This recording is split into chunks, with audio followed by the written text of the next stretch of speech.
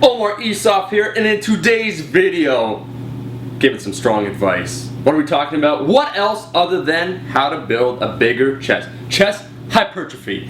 And the big debate, the debate that's been raging since the dawn of time, since Zeus and Gilgamesh. The barbell bench press or the dumbbell bench press? Which is superior for stimulating the chest? I'm going to answer this today using the research, what we have, the anecdotal evidence, what a lot of experts will say, and then trying to combine all this into a neat recommendation for you. Before I go on, yes, if you're staring at my top, yeah, the alpha as fuck neon pink has arrived at the store. It's in stock. Get it at rascalapparel.com. And the Ascension bands, Ascendant Athletics. Get ready to get blown away.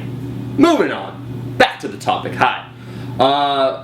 What the general consensus seems to be these days is that the barbell bench press is not great at stimulating your chest. Then instead, the dumbbell bench press is better. Now, I have a couple points of contention with this statement. While I do agree, if you look at the research, the EMG, what stimulated the chest muscle fibers more, the dumbbell or barbell bench press, they did find the dumbbell bench press stimulated more, but I think the barbell bench press is a great tool in order for hypertrophy to occur in your chest. Here's why.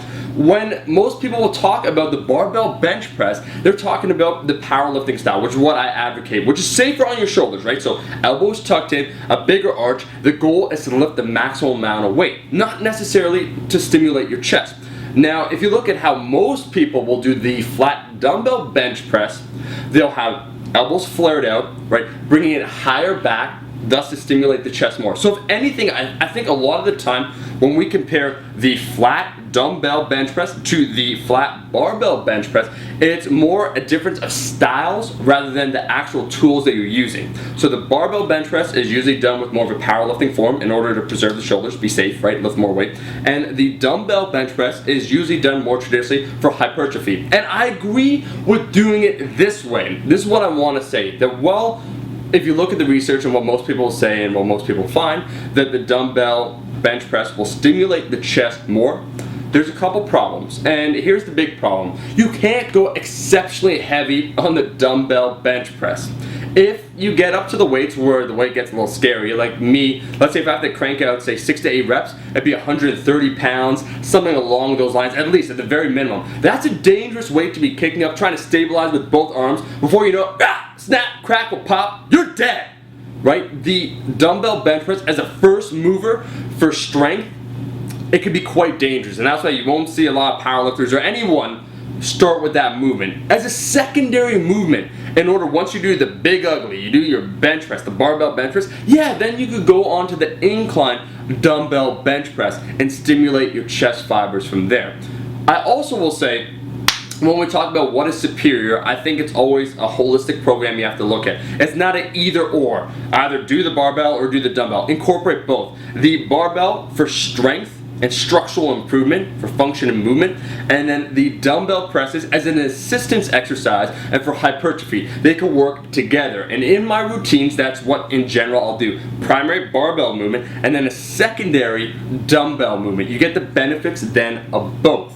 I think there was a shift in popular opinion where people were disregarding the barbell bench press, which I think it does not make sense. I think also that those that have an especially hard time activating their chest, they're limb dominant and not torso dominant, incorporating more dumbbell pressing is important, a balance between the two. And if you find, what I'll say, especially if people are just exclusively doing barbell, which I don't find, you should have at least one movement that incorporates dumbbells in order for that unilateral, where you're doing it one at a time, each arm to move independently. So, as I said before, primarily the amount of pressing that I do, it's all barbell, but I also incorporate dumbbell pressing. You have to take a look at your body, how much you can stimulate your chest on a normal exercise, and then make the proper adjustments, the style adjustments to suit you best. Me, it's pretty easy, as you can tell, guys, for me to stimulate my chest, for it to grow, so I don't have those issues. That is what I really wanted to say. It's not an issue of either or, it's how to incorporate them best together to get the most results, strength and hypertrophy. So thank you, as always, for watching my video. If you liked the video, make sure to show your support and like this video. Not subscribe, but don't just go away. I want to talk to you guys, my zealous army. I'll be seeing all you guys in the next video. Take care of yourself and press for success.